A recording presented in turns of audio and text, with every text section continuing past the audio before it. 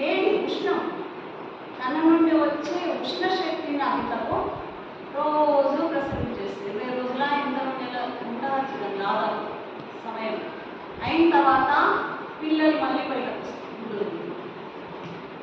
ఊరికే పొదిగేస్తే కావు అవుతుండొచ్చు కొన్ని, కానీ పక్షి మాత్రం అట్లా చేస్తుంది. మళ్ళీ వచ్చిన తర్వాత కూడా పక్షి పిల్లలకు రెక్కలు అప్పుడే రావు, చిన్న చిన్న ఉంటాయి పాపం. తల్లి మళ్ళీ దానికి ఆహారం తీసుకొచ్చి పెడుతుంది. రెక్కలు వచ్చే వరకు పాలన పోషిస్తూనే ఉంటుంది పక్షి. అవునా? తనకు తాను స్వయంగా రెక్కలు వచ్చి ఎదిరిపోయే వరకు కూడా తల్లి పక్షి పిల్లల్ని పోషిస్తుంది, రాగుల పాలనంతా చూసుకుంటుంది. అలాగే సద్గురు స్పర్శతో శిష్యుని దగ్గర రహస్యంగా ఉన్న కుండలిని జీవశక్తిని జాగృతపరిచి వృద్ధి అయ్యే శక్తి మెల్లమెల్లగా వికసించి అది చివరిలో సహస్రారం వరకు వెళ్తుంది. తర్వాత శిష్యుడికి పూర్ణావస్థ ప్రాప్తిస్తుంది. ఈ దీక్షనే స్పర్శ దీక్ష అంటారు.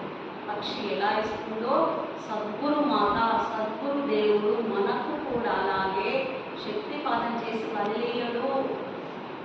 వదిలేస్తే ఇదైపోతుంది, ఏమీ తెలియదు కదా. వదిలే శక్తిపాతమైనాక వదలరు వాళ్ళు. కొన్ని 6 నెలల సంవత్సరం వరకు కూడా మనకు క్రియలు జరుగుతూనే ఉంటాయి. చూడండి, శక్తిపాతమైన 6 నెలల వరకు చాలా ధ్యానం ఉంటుంది. మొదట ఫస్ట్ శక్తిపాతం గురు కృప కలిగిన తర్వాత మీరు చూడండి 6 నెలల వరకు 1 ఇయర్ వరకు మనకు దర్శనాలు అవుతుంటాయి. ధ్యానం ఎక్కువ చేస్తాము, ఎక్కువ ధ్యాన స్థితిలో ఉంటాం. అప్పుడు ఎన్నో దేవతల దర్శనాలు అయితే స్వప్నంలో ధ్యానంలో జ్యోతి కనిపిస్తుంది.